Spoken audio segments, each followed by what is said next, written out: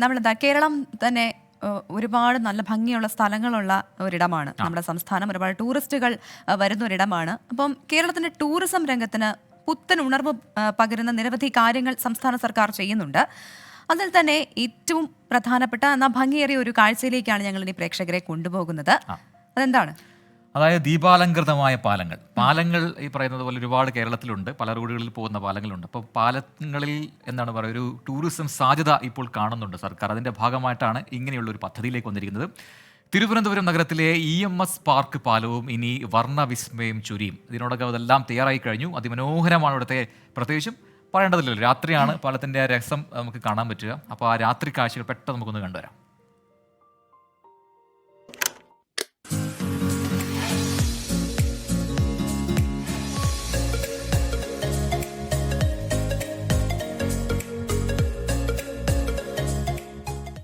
EMS park പാലം കൂടി ദീപാലങ്കൃതമായതോടെ തിരുവനന്തപുരം നഗരം വീണ്ടും വിസ്മയ കാഴ്ച സമ്മാനിക്കുകയാണ്.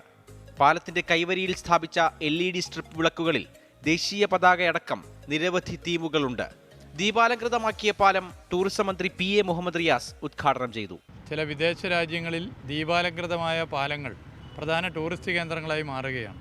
ഫറോക്ക് പഴയ പാലം ദീപാലങ്കൃതമായി അതൊരു പ്രധാന ടൂറിസ്റ്റ് കേന്ദ്രമായി മാറിയിട്ടുണ്ട്. ദീപാലങ്കൃതമാക്കി മാറ്റുന്ന പ്രവർത്തനം ഇനിയും തുടരണം. തിരുവനന്തപുരം നഗരസഭ സ്മാർട്ട് സിറ്റി പദ്ധതിയിൽ ഉൾപ്പെടുത്തിയാണ് പാലം ദീപാലങ്കൃതമാക്കിയത്. നഗരത്തിന് വലിയ പ്രാധാന്യം നൽകിക്കൊണ്ടുള്ള പദ്ധതികളാണ് ഇപ്പോൾ സംസ്ഥാന സർക്കാരിൻ്റെയും തലസ്ഥാന നഗരസഭയുടെയും ഭാഗമായി നടന്നുകൊണ്ടിരിക്കുന്നത്. നഗരത്തിൽ നേരത്തെ ബേക്കറി ജംഗ്ഷൻ പാലം ദീപാലങ്കൃതമാക്കിയിരുന്നു. നഗരത്തിലെ പാലങ്ങളെല്ലാം ദീപാലങ്കൃതമാക്കി ടൂറിസം ഡെസ്റ്റിനേഷൻ ആക്കാനാണ് ടൂറിസം വകുപ്പിന്റെയും നഗരസഭയുടെയും നീക്കം.